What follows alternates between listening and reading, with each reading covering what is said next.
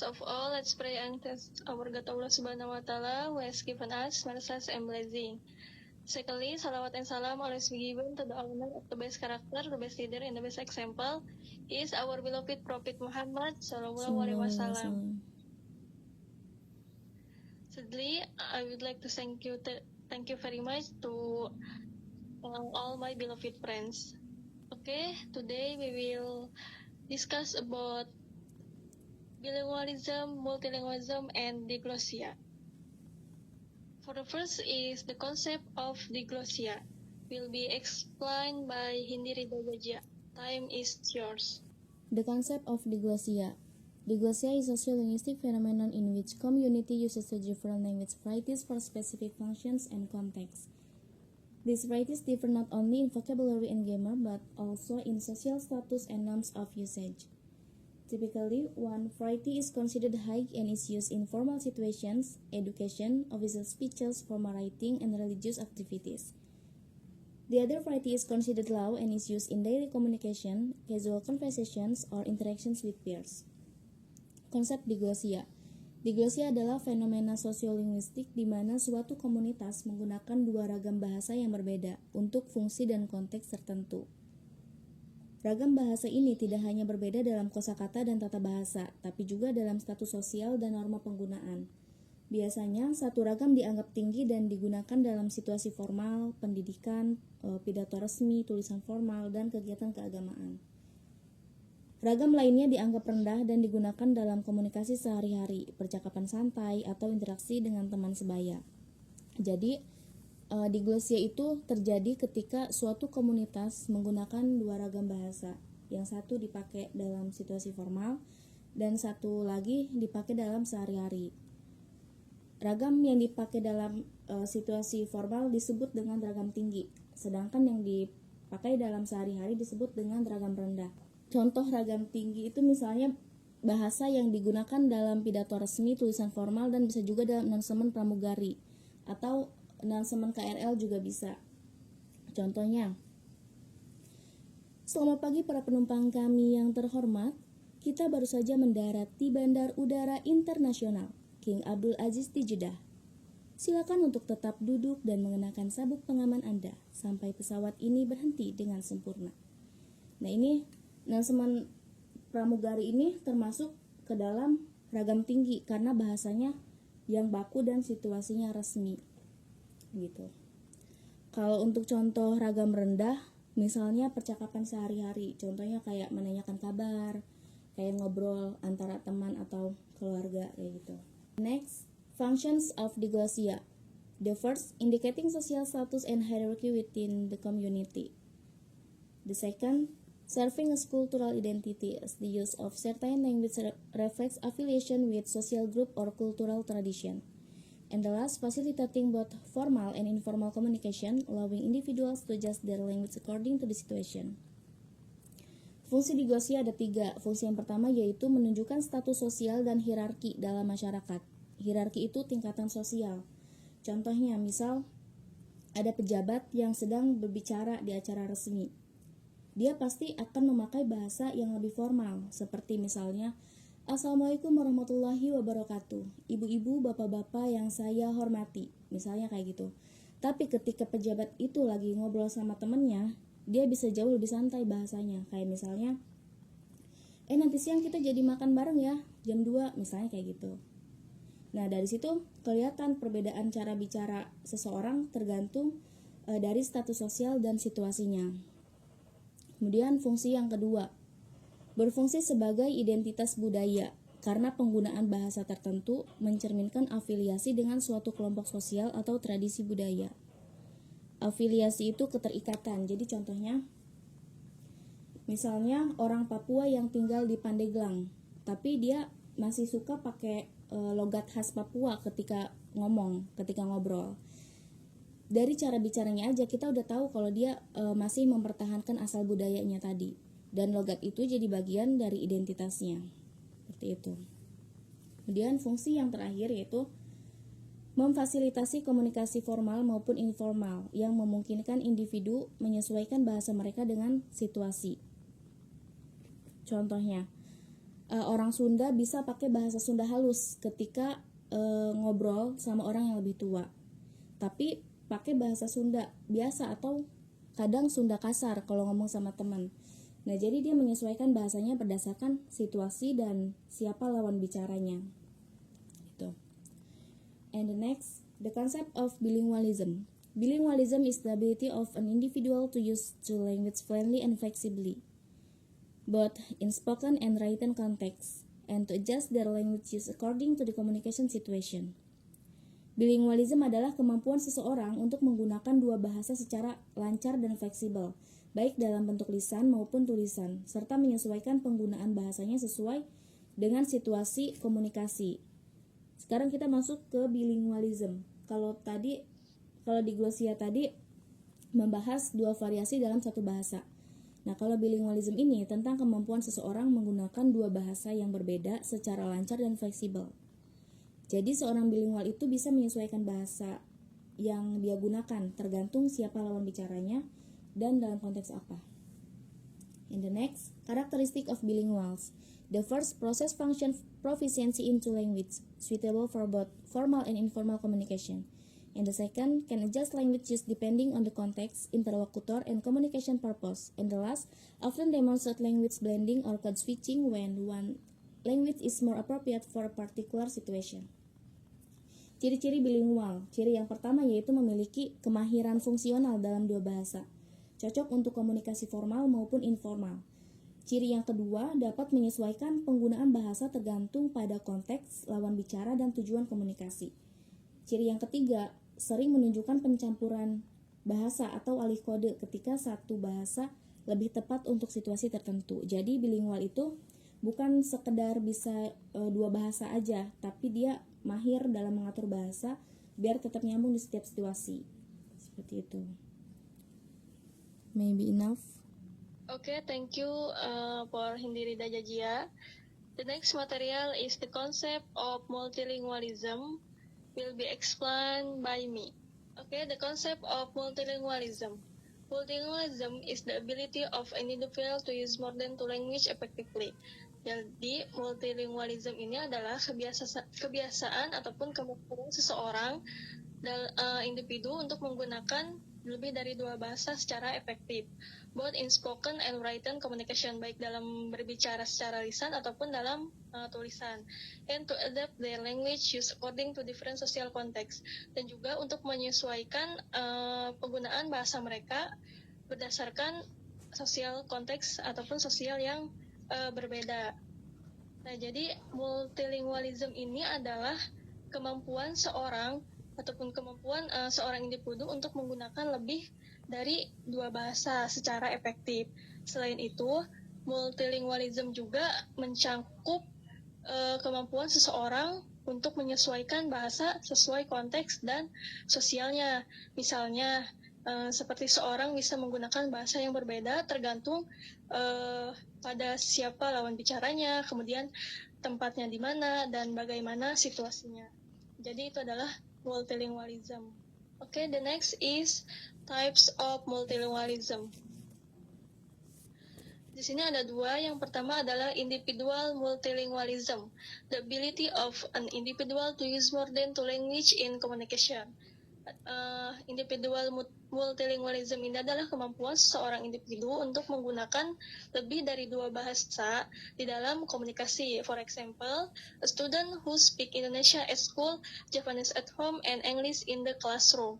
Contohnya itu kayak seorang murid berbicara bahasa Indonesia ketika di sekolah, bahasa Jawa di rumah, dan juga bahasa Inggris ketika di dalam kelas. Nah, jadi individual multilingualism ini adalah kemampuan seorang individu untuk menggunakan lebih dari dua bahasa dalam komunikasi ataupun di dalam kehidupan sehari-hari gitu. Nah, kan di sini ada contohnya kayak seorang murid menggunakan bahasa Indonesia ketika di sekolah, ketika bersama teman contohnya, dan Japanese at home dan juga bahasa Jawa ketika di rumah, ketika berbicara dengan keluarga ataupun warga setempat. And English in the classroom juga bahasa Inggris ketika di dalam kelas. Contohnya ketika berbicara dengan gurunya seperti itu. Ini menunjukkan bahwa si siswa tersebut itu memiliki kemampuan individual multilingualism karena ia bisa menggunakan 3 bahasa dengan lancar dalam konteks yang berbeda. Dan yang kedua adalah societal multilingualism, yaitu multibahasa masyarakat. The condition in which a society or a country use more than 2 language in daily life. Kondisi di mana seorang masyarakat ataupun sebuah negara menggunakan lebih dari 2 bahasa di dalam kehidupan sehari-hari. For example, Indonesia, which has hundreds of regional language besides Indonesia language. Contohnya di negara Indonesia yang memiliki ratusan bahasa daerah selain bahasa Indonesia. Nah, jadi multilingualism masyarakat ini terjadi ketika orang-orang dalam suatu daerah menggunakan beberapa bahasa berbeda dalam kehidupan sehari-hari mereka.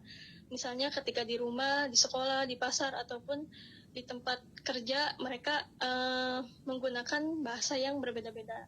Contohnya kayak masyarakat di Jawa.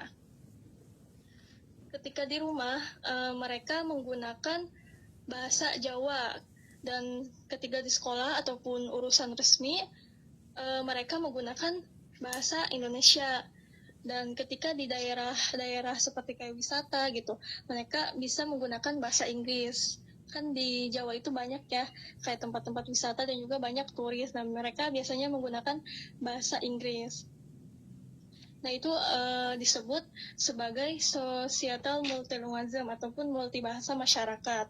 Jadi dalam suatu masyarakat itu kan ada 3 bahasa yang digunakan sesuai situasinya. Tadi contohnya kan kayak tadi ya, di rumah beda, di sekolah beda, dan juga di tempat-tempat seperti wisata kayak gitu beda. Dan kemudian the next is benefits of multilingualism, yaitu manfaat dari multibahasa. Di sini ada 2. Yang pertama adalah educational and career opportunity, yaitu peluang pendidikan dan juga karir. Provide access to international education and job prospect. Penguasaan berbagai bahasa memberikan akses untuk pendidikan internasional dan juga dalam pekerjaan. Nah, jadi kemampuan menggunakan lebih dari 1 bahasa ataupun multilingualism ini bisa membuka lebih banyak kesempatan di dunia pendidikan dan juga di dalam dunia pekerjaan. Contohnya seperti orang yang bisa berbahasa Inggris, kemudian bahasa Jepang ataupun bahasa yang lainnya, mereka sangat besar peluang untuk mengikuti beasiswa internasional. Kemudian biasanya di dalam dunia pekerjaan juga mereka mencarinya karyawan yang mampu berkomunikasi dengan orang luar. Jadi kemampuan multibahasa ini sangat memberikan keuntungan besar untuk pendidikan ataupun dalam berkarir. Dan yang kedua ada better social adaptation, yaitu adaptasi sosial yang lebih baik. Facilitate individual ability to adjust to complex and social environment. Memfasilitasi kemampuan individu untuk menyesuaikan diri dengan lingkungan yang kompleks dan sosial. Jadi orang yang menguasai beberapa bahasa atau ia mampu gitu untuk berkomunikasi dengan berbagai kelompok masyarakat tanpa kesulitan bahasa, dan itu yang akan memudahkan mereka memahami budaya lain sehingga mereka itu mudah untuk beradaptasi di lingkungan yang baru. Kemudian the next is analysis of language use in real life context. Yang pertama di sini ada diglossia. Diglossia is the use of 2 language or language variety in different situation. Diglossia ini adalah penggunaan 2 bahasa ataupun ragam bahasa yang digunakan di beberapa situasi, such as formal and informal, seperti dalam situasi formal ataupun dalam informal. To show respect, politeness, or familiarity. untuk menunjukkan suatu kehormatan, kemudian suatu kesopanan, dan juga keakraban. For example, using formal language when speaking to a teacher and informal language when speaking to friends. Contohnya itu seperti menggunakan bahasa formal ketika berbicara dengan guru dan juga informal ketika berbicara kepada teman. Jadi diglosia ini adalah situasi ketika seseorang menggunakan dua ragam bahasa ataupun variasi dari bahasa yang sama dalam konteks yang berbeda. Misalnya bahasa formal kan tadi untuk situasi resmi dan bahasa informal itu untuk situasi santai. Contoh nyatanya itu kayak misalkan seorang mahasiswa berbicara dengan dosennya dan juga temannya. Nah, ketika dengan dosennya, mereka lebih formal seperti selamat pagi, gitu. Bu mohon izin saya ingin mengumpulkan tugas yang terlambat kemarin. Dan ketika dengan temannya, mereka lebih kayak informal gitu, kayak hey kamu udah ngumpulin tugas belum? Aku kemarin lupa loh. Nah, kan jadi itu kan perbedaannya antara formal dan informal. Jadi mahasiswa tersebut itu udah menggunakan bahasa formal kepada dosen sebagai bentuk hormat dan bahasa informal itu kepada teman untuk menunjukkan sebuah keakraban. Dan ini juga menunjukkan adanya diglosia, yaitu perbedaan penggunaan ragam bahasa sesuai konteksnya. Dan yang kedua itu adalah bilingualism. Bilingualism is the ability of an individual to use two languages fluently and effectively in daily life. Jadi bilingualism ini adalah kemampuan seorang individu untuk menggunakan dua bahasa secara lancar dan juga secara efektif di dalam kehidupan sehari-hari, both informal and informal konteks, baik di dalam formal ataupun dalam informal konteks. For example, using Indonesia at home and English at school. Contohnya menggunakan bahasa Indonesia ketika di rumah dan juga bahasa Inggris ketika di sekolah. Nah, jadi bilingualism ini adalah kemampuan seorang untuk menggunakan dua bahasa secara efektif di dalam kehidupan sehari-harinya. Orang bilingual bisa beralih dalam satu bahasa ke bahasa lain dengan situasi, kemudian tempat, dan juga lawan bicaranya. Contohnya ketika di rumah kan menggunakan bahasa Indonesia untuk kepada ibunya ataupun kepada keluarganya, dan bahasa Inggris ketika di sekolah ketika berbicara dengan gurunya. Jadi si siswa tersebut menggunakan dua bahasa, Indonesia dan juga Inggris, akan tetapi dalam konteks yang berbeda. Dan ini menunjukkan kemampuan bilingual, yaitu menguasai dan juga menggunakan dua bahasa dalam kehidupan sehari-harinya. And the last is multilingualism. Bilingualism is the ability of an individual or community to use more than two languages in various situations and contexts. Jadi multilingualism ini adalah kemampuan seorang individu ataupun suatu komunitas untuk menggunakan lebih dari dua bahasa di dalam beberapa situasi, enabling them to communicate more widely and effectively, yang memungkinkan mereka untuk berkomunikasi secara lebih luas dan juga lebih efektif. For example, using regional language Indonesia and English in daily life. Contohnya itu menggunakan bahasa daerah Indonesia dan juga bahasa Inggris. Kan tadi sudah dijelaskan ya bahwa multilingualism ini adalah kemampuan seorang menggunakan lebih dari dua bahasa. Nah, hal ini tuh sering terjadi di negara yang memiliki banyak bahasa daerah. Contohnya itu seperti bahasa Indonesia. Kemampuan ini membantu individu berkomunikasi dengan berbagai kelompok masyarakat. Ya, contoh nyatanya itu seperti misalkan ada seorang pemandu wisata. Ketika seorang pemandu itu berbicara ataupun berbicara dengan turis, mereka pasti akan menggunakan bahasa Inggris. Nah, kemudian ketika si seorang pemandu itu berbicara dengan orang Indonesia, pasti mereka juga menggunakan bahasa Indonesia. Contohnya si yang datang itu orang Banten ataupun orang Jawa, pasti mereka kan menggunakan bahasa Indonesia.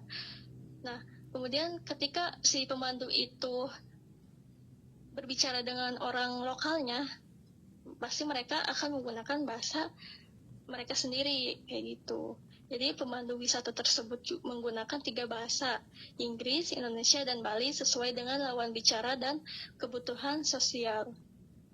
Okay, maybe that's all. Question and answer. Oh iya, Sadir boleh. Oke, kan tadi multilingualism itu adalah kemampuan orang dengan berbicara lebih dari 2 bahasa.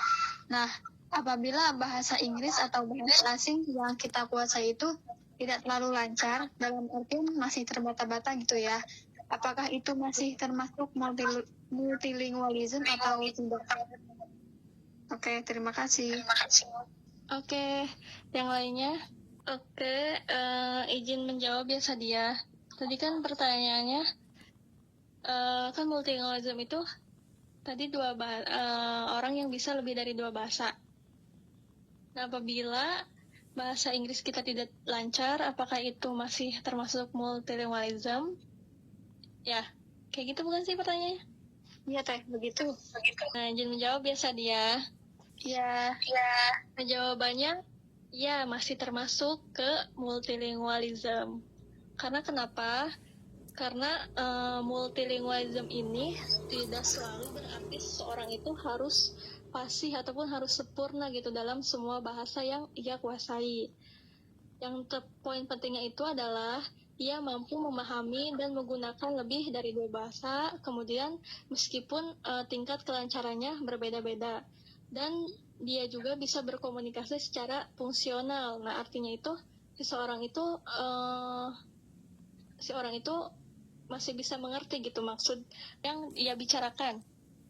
Kayak maknanya gitu. Misalnya kan seorang siswi Indonesia kayak kita nih, dia kan bahasa Indonesianya lancar, kemudian bahasa daerahnya seperti bahasa Sunda itu sangat lancar, akan tetapi misalkan bahasa Inggrisnya dia masih terbata-bata ataupun kayak masih belum lancar gitu ya, masih dasar lah. Maka si siswa itu masih disebut multilingual karena ia menguasai dan juga memahami lebih dari 2 bahasa meskipun semuanya itu tidak lancar. Jadi seperti itu Sadia. Bagaimana Sadia? Oke, jadi sama-sama paham aja ya apa yang dikatakan begitu. Ya, jadi walaupun emang dia belum terlalu mahir dalam bahasa Inggris, tapi dia tetap bisa dikatakan bahwa orang tersebut itu multilingualism. Karena di dalam multilingualism ini tidak selalu berarti seorang itu harus pasti ataupun sempurna gitu dalam bahasa yang ia kuasai. Oke, sangat jelas. Terima kasih. Yang lainnya? Aku mau nanya, Ya boleh Teh. kan di situ kan kalau multilingualism kan dicirikannya kayak dia itu tempatnya itu atau lingkungannya itu kan kayak multikultural juga kan, bukan multikultural apa sih?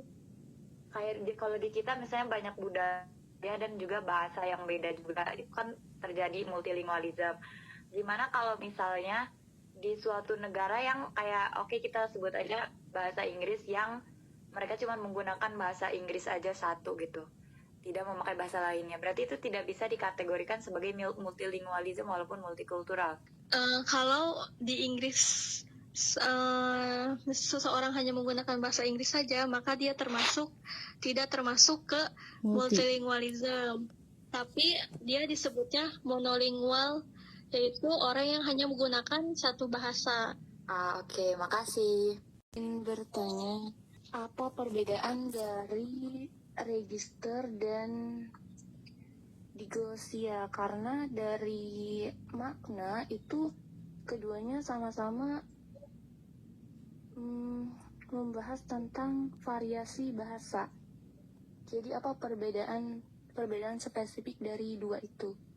Jadi, kalau register itu lebih ke perubahan bahasa sesuai situasi, sedangkan diglosia itu pembagian fungsi bahasa di masyarakat antara yang tinggi dan yang rendah gitu ragamnya.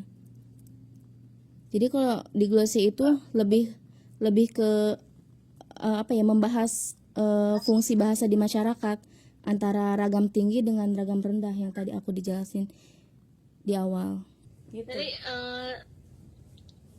sesuai situasi dalam kegiatan tersebut. Iya, terima kasih Teh.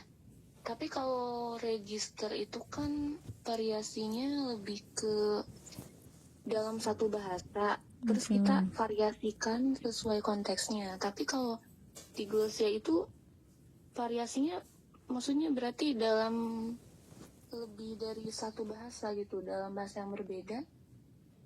Jadi kalau yang aku dapat ya, register itu variasi bahasa karena konteks situasi. Jadi orang satu bahasa tapi cara ngomongnya beda-beda tergantung tempat atau lawan bicara gitu. Kalau misalnya lagi wawancara kerja, misalnya gini, contoh bahasanya. Ketika lagi wawancara kerja, terima kasih atas kesempatannya Pak, misalnya kayak gitu. Tapi kalau lagi ngobrol, makasih ya bro, kayak gitu, kayak perbedaan dari konteks situasinya aja sih kalau register itu. Oke Teh.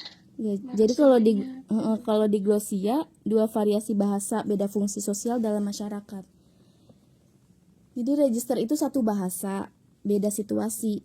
Kalau di glosia, dua variasi bahasa, beda fungsi sosial dalam masyarakat.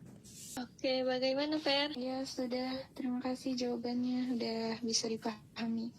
Oke, yang lainnya boleh kalau masih ada pertanyaan. Maybe that's all from us. Let's close our presentation by reading Alhamdulillah together. Alhamdulillahirrahmanirrahim. Okay, maybe that's all from me. Thank you very much. Wassalamualaikum warahmatullahi wabarakatuh. Waalaikumsalam warahmatullahi wabarakatuh.